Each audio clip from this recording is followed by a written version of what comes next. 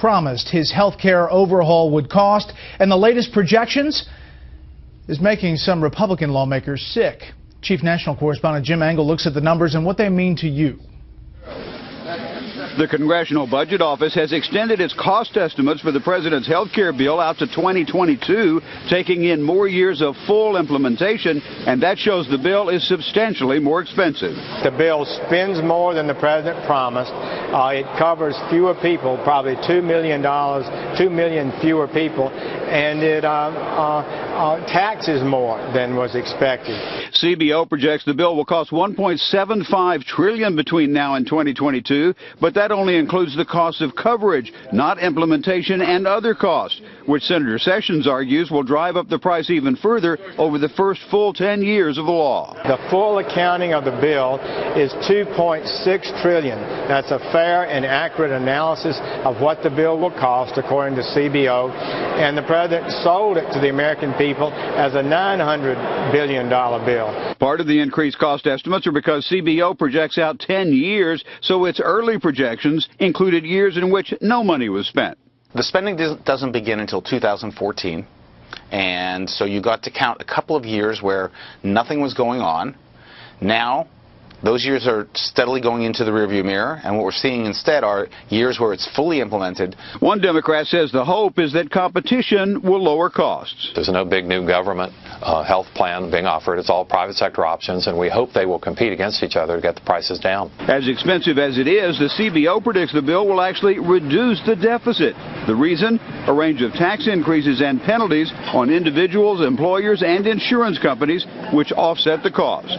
CBO projected a lot more tax revenue coming in, so it looks like a deficit reducer, even though we're spending tons of money. The CBO predicts 4 million people will lose employer health care coverage, and that there will be 2 million more uninsured than the administration first projected.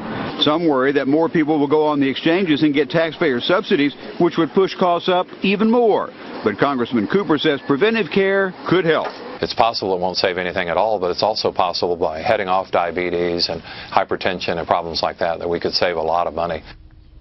So far, the costs keep going up, and the law doesn't even fully take effect until 2014. But even before that, just 12 days from now, the Supreme Court hears constitutional challenges to the law that could change everything.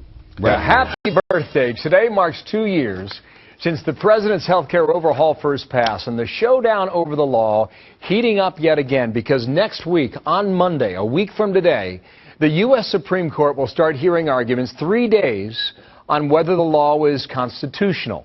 And only days ago, a new report revealing 20 million Americans could potentially lose their coverage. Republicans say we cannot ignore those warnings on health care. The danger is nobody knows. I mean, literally, multiple times as many people could lose health care coverage from their business, go into these pools and hammer the Treasury of the United States with huge unexpected costs. That is a very real possibility, and in fact, I think there will be quite a few more people going into it than have been originally projected. What about all this now? A strong voice in the health care fight, Republican Senator Roy Blunt out of Missouri, Vice Chairman of the Senate Republican Conference with me here in New York. And Senator, good morning to you. Bill, good to be with you. Can Republicans lead this fight and win it in the end? I think we'll win the fight in the end. Now, the question is how long it is till the end. There's no question that the president's plan will not work. I believe that the tenet of the mandate is unconstitutional, but I'm equally opposed to it if the court decides it's constitutional. You can do a lot of bad things that are constitutional. I think this doesn't meet that constitutional standard. But what I don't want to do is for our friends to begin to think in this fight that, well, it's all about the court. Whatever they decide is the future of health care. It's really all about whether people have access to health care and whether that system improves rather than goes the other way.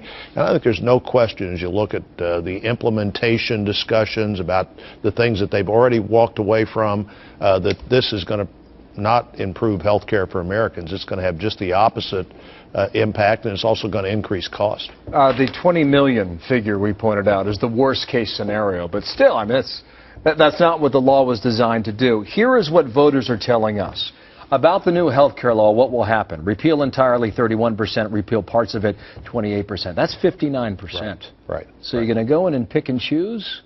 Well, I don't think, first of all, I'm not sure that 20 million is the worst case scenario. The one thing that the Obama administration never would argue is that anybody that's providing health care today would stop providing it for their employees. I think they're clearly going to stop providing it, and we've already seen it. So you think the number is much greater than 20 million? I do. And we've already seen all the exemptions they've given to fast food, to big fast food chains, to labor union negotiated contracts. Lots of people don't like this. They don't want to go there. It's a big impediment to job creation because people don't know what the health care costs are going to be for any job that they're going to create. And I think you're going to see lots of small employers say, look, we're just going to let you go to the exchange. We're going to give you a little extra boost in your salary, and we're going to not be part of this healthcare system anymore. And remember, everybody in the exchange up to certain economic levels gets subsidized by taxpayers. None of that was considered in the cost of this bill. But Democrats would argue, look, we've got the bill and the law, let's just go ahead and make it better. Let's not get rid of the entire thing. This is also what voters say about whether or not the law is unconstitutional. 46% say yes.